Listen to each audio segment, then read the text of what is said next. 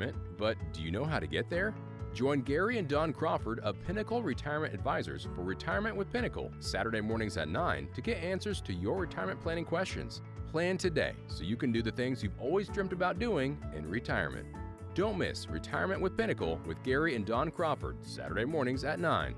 Firm offers insurance services. Investment advisory services offered only by duly registered individuals through AE Wealth Management, LLC.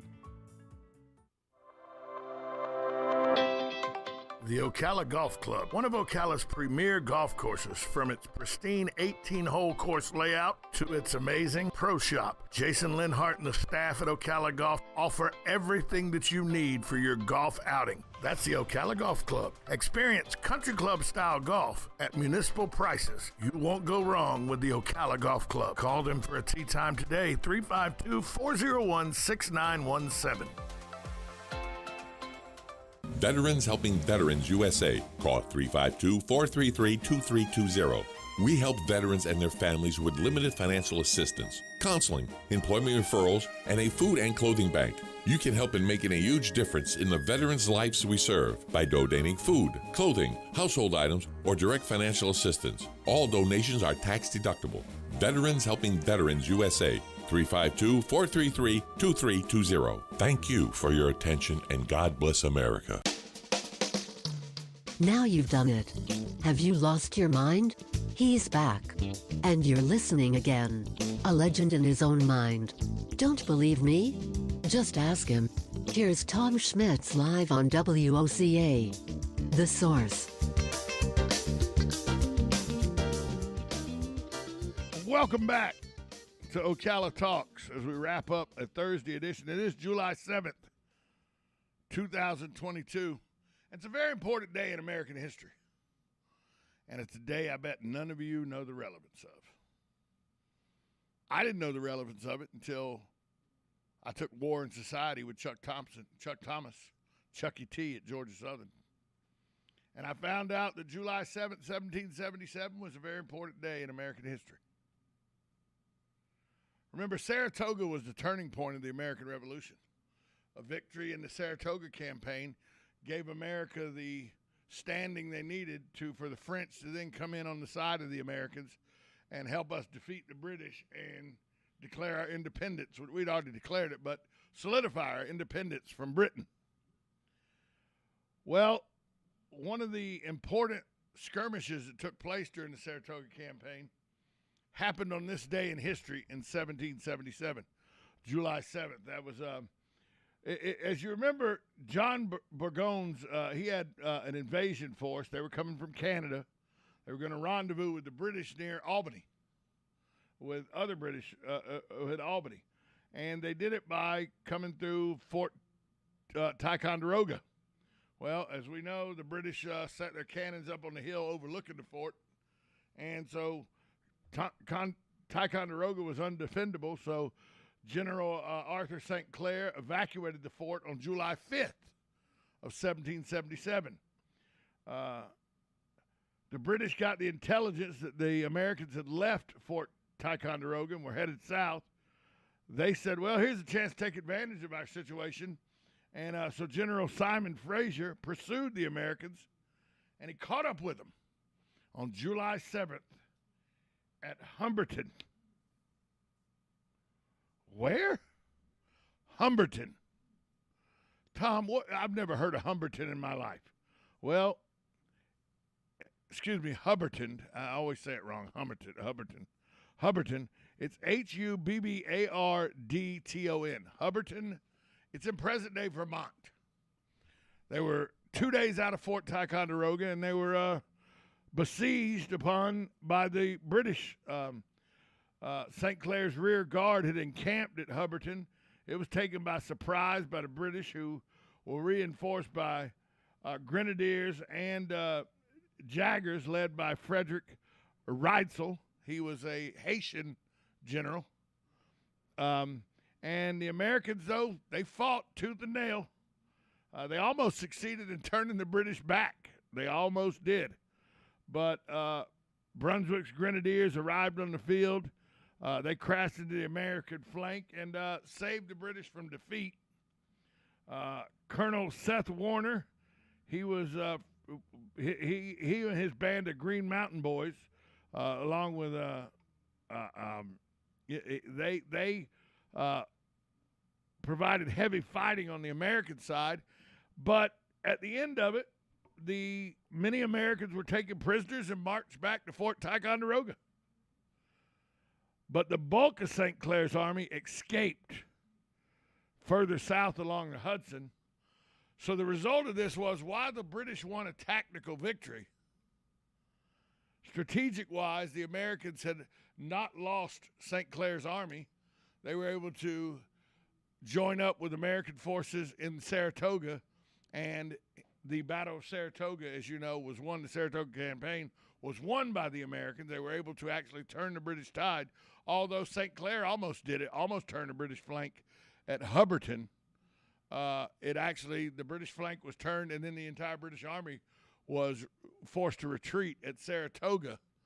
But without St. Clair's army escaping, some of them were captured, but without them escaping, and because they were able to escape, they slowed the British army down, and because they were able to escape pretty much intact, they were able to give the information of how big a British force was coming at that time to lay siege to Saratoga in that area in the Saratoga campaign, and they were able to hold them off. So the result, while it was a British victory, there were 1,200 American troops, 1,000 British troops. There were 557 total casualties. So out of 2,200, 557 met their maker that day on the American and British side. So almost a quarter of all the combat people that day lost their lives. Some 130 Americans were taken prisoner and back to Fort Ticonderoga, but the vast majority, over 800 Americans, were able to escape and join up forces with the American military, and were able to then win at the Battle of Saratoga. But without their escape, without their intelligence knowledge, and without them slowing down the army to allow the American army to reset its lines, none of this probably would have happened.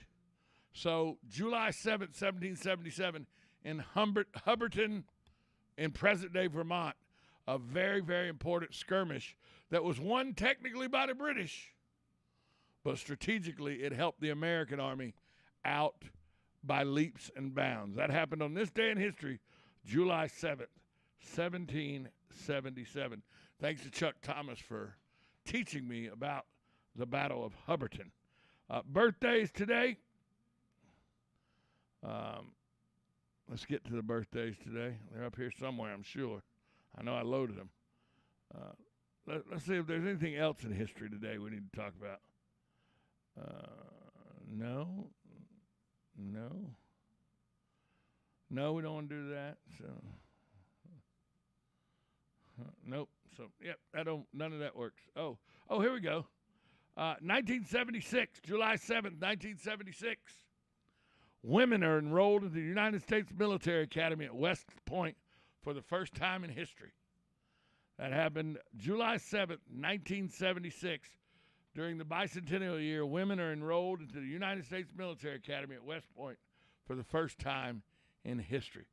Birthdays today, Doc Severinsen, who led the Tonight Show band for numerous years for Johnny Carson. He is 95 today. Ringo Starr of Beatles fame is 82 today. Joe Spano, who played on Hill Street Blues, he is 76 today.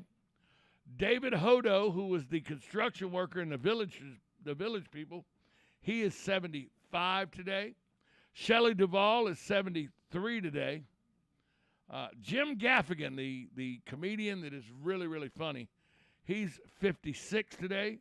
Georgia Fox, who plays on CSI, she's 54 today. Kirsten Vagnus, who plays on Criminal Minds, 50 years old today. And if you want to feel old, remember Ross Malinger? Well, no, but he was the kid in Sleepless in Seattle. He turns 38 today. Hey, researchers found that ants are so tidy they create restroom areas in their nest. How about that? Ants are so tidy they have a latrine in their nest. I did not know that. I did not know that at all. And car color matters more to men than women, according to a new survey. 60% of men say color is the deciding factor when they're buying a vehicle. Only 25% of women say color had anything to do with them looking into it. Hey, this is WOCA The Source. Talk to you tomorrow, folks. Million. But somebody blew it up, so it's been destroyed. Top of the hour. Rick and Bubba.